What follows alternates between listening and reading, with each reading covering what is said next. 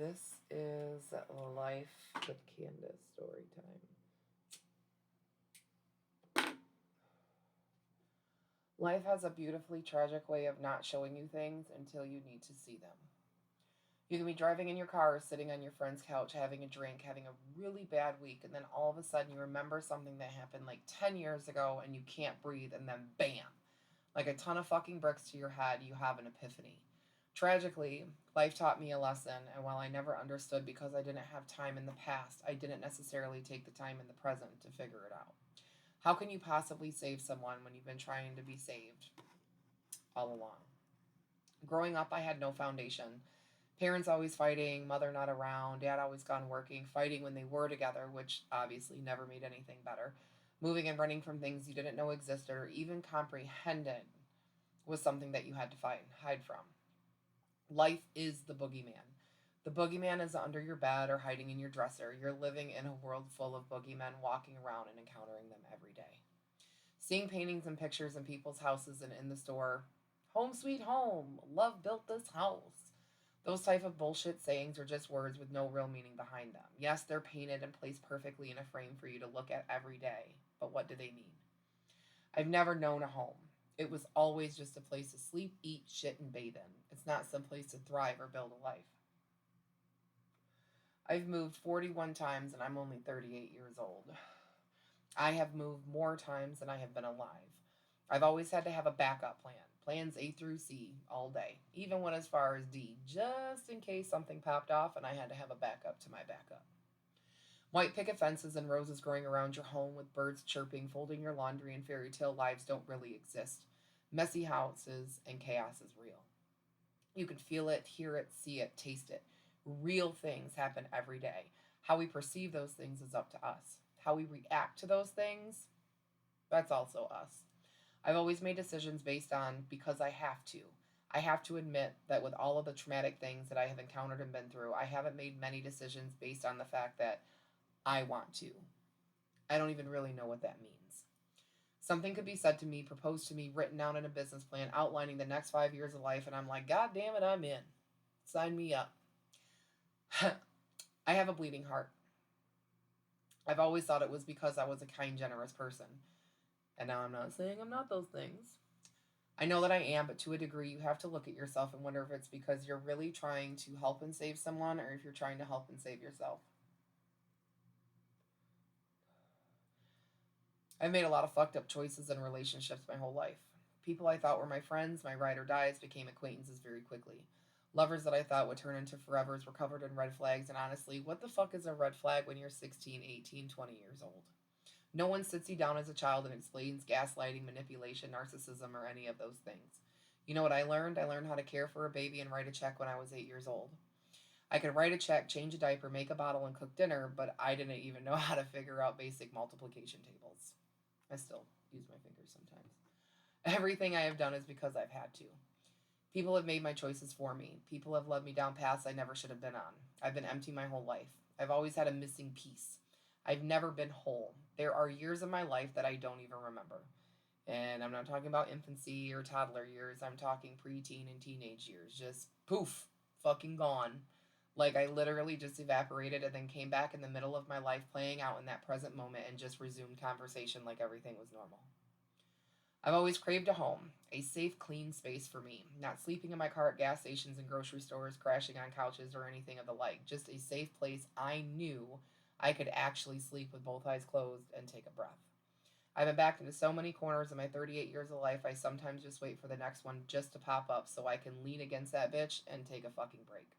Fighting for my life, I know how to do. Making money, I know how to do. Reacting and moving fast, I can do that shit all day, every day, eyes closed with no fucking hands. I'm a master of being quick and getting the hell out if I have to.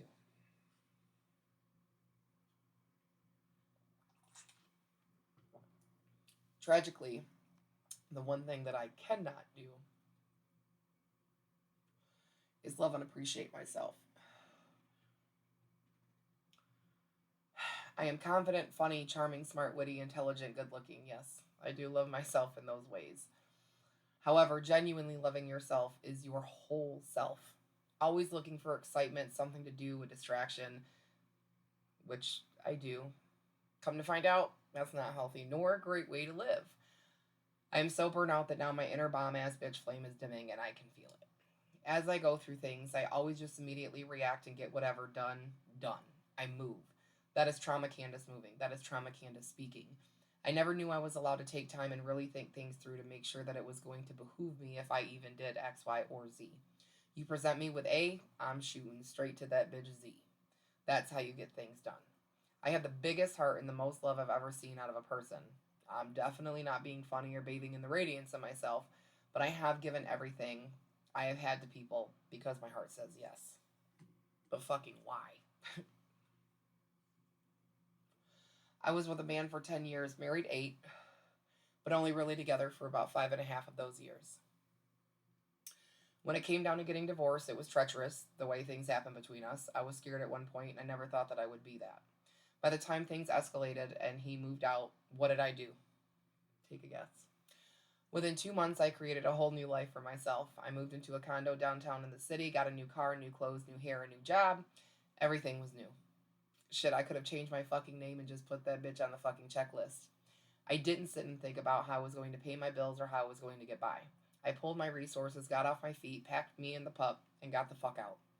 I signed a 14-month lease on a nice-ass condo with a beautiful fucking view and walked to work just about every day. I thought I was living, until I wasn't. I moved into that condo December of 2016, and by the time April hit in 2017, I was so fucking miserable I was ready to move on to the next place. I broke my lease, I started to move in July, and moved in with my sister at the end of August of 2017. Running was not working for me anymore. Trauma response Candace was letting herself down because we made all of these decisions to get out of a spot, and now it didn't work. October 2017, I woke up one Tuesday morning and just decided I was going to buy a house. I was 33 years old. Fuck it. December 22nd, I closed, and Christmas Eve, I was moved in and having brand new furniture delivered. Guess what? Take a guess. I was never home. I spent more time away, basically using 1,200 square feet just for storage and a bed when I needed it. Why can't I just sit the fuck down? That is the last time I moved. That is the magic number 41 I spoke about earlier. When I bought my house, I didn't fill it with framed quotes and sappy poems. I hung graffiti art and pictures of Buddha and Marilyn Monroe, pictures of my family. Why could I still not breathe here? In my head, literally everything is temporary. Nothing lasts. Nobody sticks around. Shit, I don't even fucking stick around. One thing pops off and I have to make a move. I'm out like a thief in the night. It's called survival. I've only ever survived. I have not truly lived.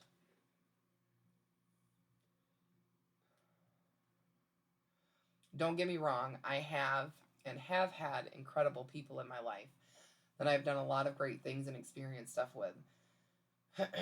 But since I was a child, it's always only ever been survival. What is life if you're always thinking about a way out?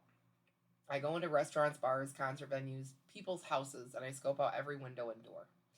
I've been doing this since I was 14, so I'm definitely not saying anything's going to pop off or go down when I'm there. But when you are put in situations, your body and your best friend trauma takes over and says, saddle up, bitch, how we going to fucking fight today? What is the point of this mental rambling, you ask? The point is, I thought I wasn't damaged, but I am. After a complete hysteric mental break just very recently, I had to be reminded of who I was. I had to be told about myself. I had to be told about my life. And during that night, I was asked 2 extraordinary questions. What makes you genuinely happy? What does loving yourself look like for you? My dad tried really hard while I was growing up. He was a single father of 2 young children, myself and my 8 years younger than me brother. Learning to take care of a baby came quick because we were left home alone so my dad could work and bust his ass to provide for his children. I have been an adult since I was 8. My whole life, the one thing I've ever really known was how to take care of people. I've always only ever taken care of everyone else. Group homework, community outreach, homeless shelters, food pantries, nursing homes, etc. You name it, I've probably fucking done it. All places I have worked because I know how to take care of people because I've been doing it since I was a child. I can relate to pretty much anything and everybody with things I've experienced. As a matter of fact, I bet you $10 something has happened to you and I have an experience I can match you with while showing you empathy and acknowledging what you also went through. Relating to people is so fucking natural to me. I believe that's how I've made friends everywhere I've been. I believe that's why I've gotten so far in life when I haven't even really known where the fuck I was even trying to go, solely based on the fact of my knowledge of life and my personality. I've talked to strangers my whole life, but do not talk to strangers rule does not apply to me. I've traveled to 43 states and I ask everyone's name of whom I encounter and I remember it and I make friends every place I go. I know that I carry a light. I know that I carry a shine. However, right now it's just me getting back to knowing what I possess. That's what makes me great is my genuine heart. But when does that genuine heart and trauma draw a line? Today I just learned that I don't even really fucking know. I remember asking my dad years ago how I could save everyone in the world. He looked at me dead ass in the eyes and said, "Baby girl, you can try, but unfortunately, you can't save everybody." It was like in that moment, my brain sparked, and internally I just went, "Challenge accepted, motherfucker." I took on and put up with shitty relationships with men and other people my whole life for years. Years. But just today, literally just today, June 2nd, 2023, I realized it was because I thought I had to. I was saving myself in those situations. Even though I knew where the exit was, I felt that I had to stay because that is what I needed. I didn't have everything I wanted nor what I needed, but it was something. I've never really had anything, so to have something is better than nothing. Feeling. Come to find out, nothing is better than something. My trauma has fed me more trauma. It has damaged me more than what I've understood or even began to realize. There isn't a home sweet home in trauma. All it is a very large white room, and you are the most minuscule particle in a very large corner. You have all this shit and all this space, but really nowhere to go except deeper into your damage. How do you even fight trauma? Trauma? Trauma. You fight that bitch with fire and higher expectations of yourself and how you want to live your days. I do not have a 5-year plan. I have a today plan, and even that bitch is very fucking suspect, okay? Let's be honest. After today, that is what I have. And that is the biggest step I've taken in a long time, playing these games with my brain and this snitch tea. That's what we're calling trauma right now because she don't deserve a name. She just gets a fucking letter. I've never had a home. I've never had a safe place of my own. Shit, I've slept with a machete under my pillow. Not just even being homeless living in cars, but in my own house. Baseball next to my bed. Baby, I don't give a fuck. Taking time to heal is important. And truthfully speaking, I really thought that I did that after I had my twin girls. No relationships, no tomfoolery, just learning my own children and waiting in anticipation of the next education that would be bestowed upon my life. People hop from one body to another so fucking quick that they still have the last meal of the last person they were with on their breath. That's not good and that's not a way to live. It's not great, especially when you've been through something, because now you're dragging that shit with you onto the next one, putting your weight onto that next person. What did they do to you? I've used sex and sexual intimacy for camouflage in my feelings in life. A few moments of affection and then on to the next one. Going through sexual trauma kind of taught me those bad habits, and I've worked on them greatly, but it's still there. I don't know if that is the sort of thing that just goes away because it's so impactful, especially if it was something very significant. I don't think mine will ever go away, but it's something I always acknowledge and I'm not shy about speaking about. It's very important. This is growth. Acknowledging tea and kicking that ass is far more superior of a move than drowning in some bullshit that someone else decided to put you through. We don't let those bastards get us down. We always stay the fuck up. We're working on feeling safe and secure with not just ourselves, but our surroundings, which is what I learned today. In my years of adventures and moving past the bullshit, I kind of took a pause here while I was writing because I really didn't know what to say. So I put, how can I put these 2 gajillion billion words rambling through my brain in this so it makes sense? Stand by. Feeling safe is so important. Feeling safe, I learned, has a deeper meaning to me than previously understood. If we're out together and someone tries some funny shit, I know the man I'm with is going to fight the death for us and make sure that I am not harmed. I felt this way with all my past relationships. To be honest, I've only had 4 in my 38 years of life. Maybe 3, because it was really short and it was a really dumb move. But we'll just count it and say 4, nonetheless. And honestly, all four did have experience in which something had happened when we were out and they did protect me. I knew that me, my person, Candace, was okay. But protecting someone is more than a fist, it's more than a gun. It's more than aggressive words shouted at someone else that is trying to piss on your territory.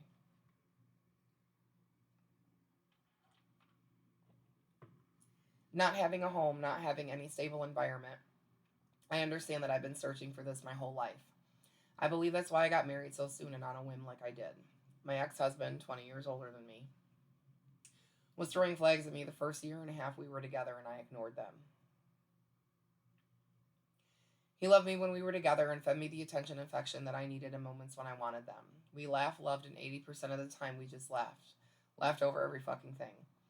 He gave me a lot of other things too. He gave me a son that was 2 when we met that I got to raise. He gave me experiences and adventures that I loved, and he gave me the most amazing family.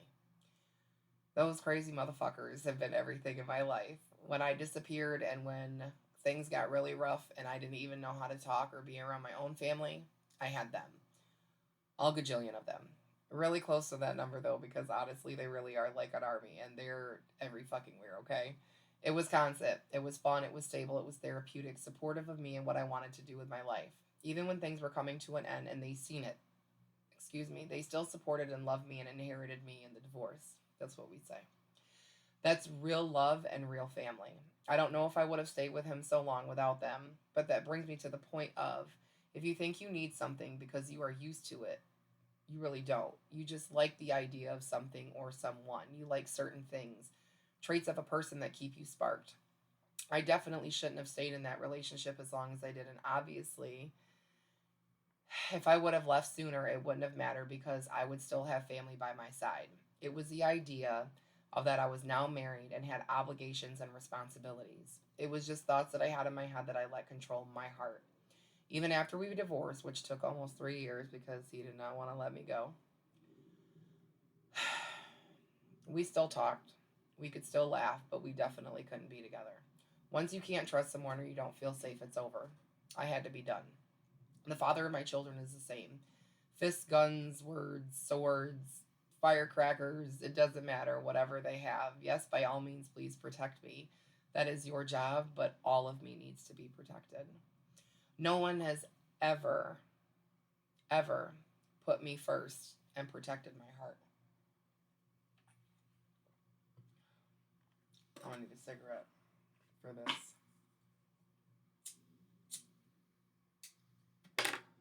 While I took 2 years to get my thoughts, brain, and life somewhat in order, life presented itself in my bubble by the graces of Lord Lady Universe. I felt gut punched, like the air was knocked out of me. And not in a horrible, this is a true story, by the way, that just happened today. Not in a horrible, I just drank a half water bottle full of watered down peroxide and have to call poison control away. I found the bottle after I dumped it, after I was having, so I had some gum pain a week ago, and I thought I had dumped it out, and I didn't, and I was so thirsty this morning when I had got up. I had just went to the kitchen, and I thought that it was just regular water, and then I took like 2 really big drinks out of it, and I was like, oh my god, what is this? And I was like, oh my god, I'm gonna die. So I got really paranoid and I called poison control and I told Lewis on the phone, I was like, I'm a 38-year-old woman and I'm so embarrassed right now, but I just drank some diluted peroxide and I don't know exactly how much like was in there, but I definitely drank it. Am I okay? So we shared a laugh, and he was like, "You're okay. Your stomach's gonna be a little bubbly with the acidity and everything in there, but he's like, drink some milk. You'll be okay." He was like, "If you start to feel nauseous or anything, call us back or go to the emergency room." I was like, "Thanks, Lewis." Um, so yeah, insert forehead tap here. Fucking dumb, right? But it was a spectacular way that I felt. Within the first 20 seconds, I knew this was who I was spending my life with. There was nothing else for me. Nothing.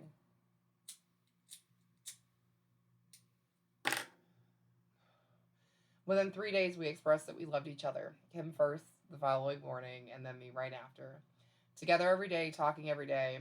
Shit that I don't even believe in. Now, I do love love, and I believe in love. But this type of thing doesn't exist.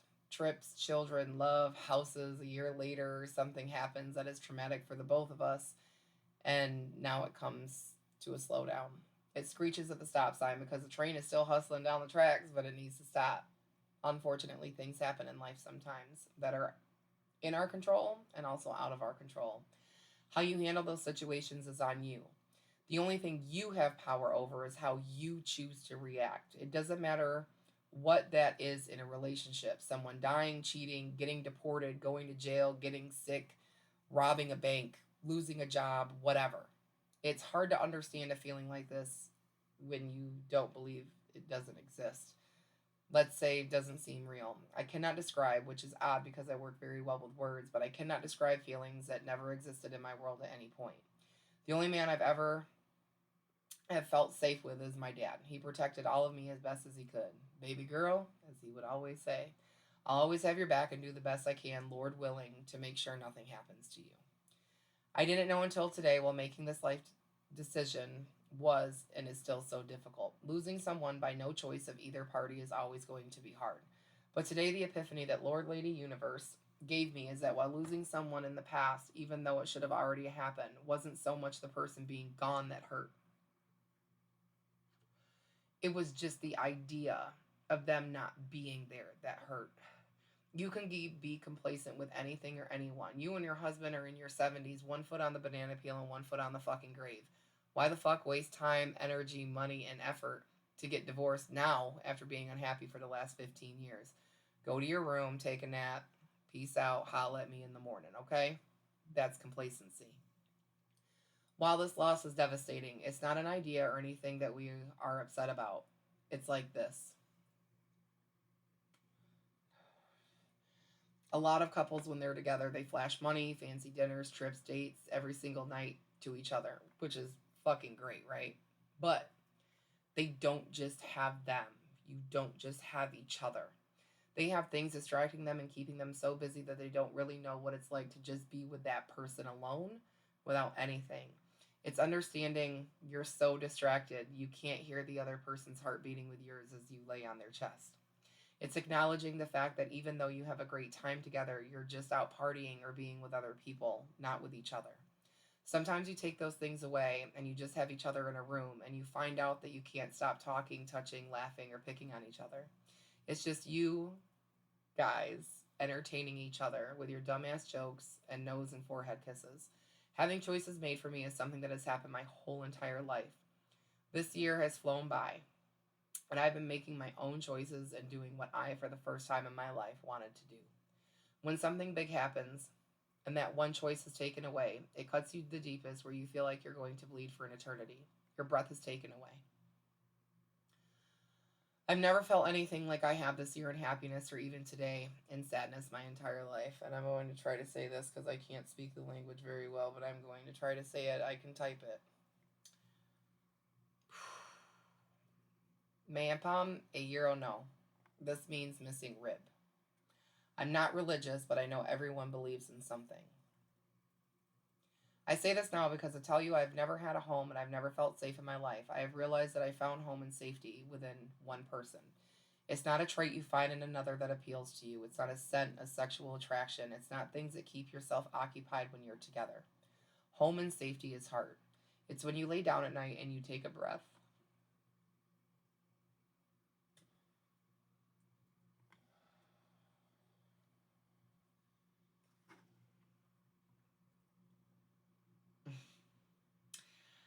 And you can peacefully sleep because you are fully protected. It's being able to know that you can be your whole self and not be told that you are too much and you need to behave. Yes, that's happened. It's knowing that even when you've already seen someone physically protect you, you feel and hear them also protecting your heart, mentality, and your spirit. Home isn't a place, it is a person. It is where you reside in the marrow of their bones and they feel you even when you're not together.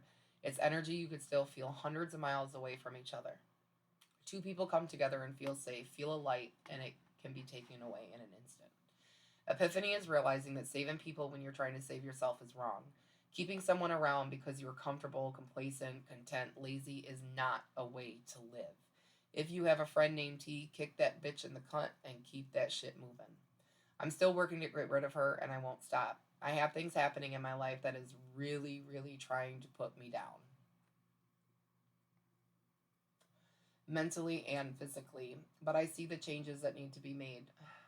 The support is always going to be there. You need to know you will find what you want, and you didn't even know you needed it unexpectedly on a hot Wednesday evening at 6 p.m. while you're moving back into your house because you took it off the market. It may not always be the right time for various reasons, but god damn it, pay attention to the signs. Two questions were asked to me the other night, and they were to go back to them. What makes you genuinely happy?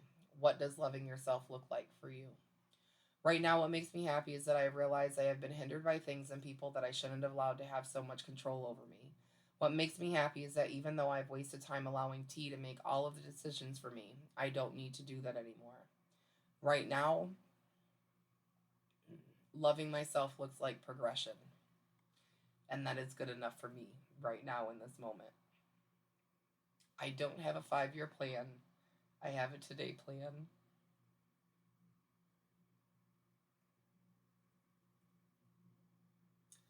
and even that bitch is suspect.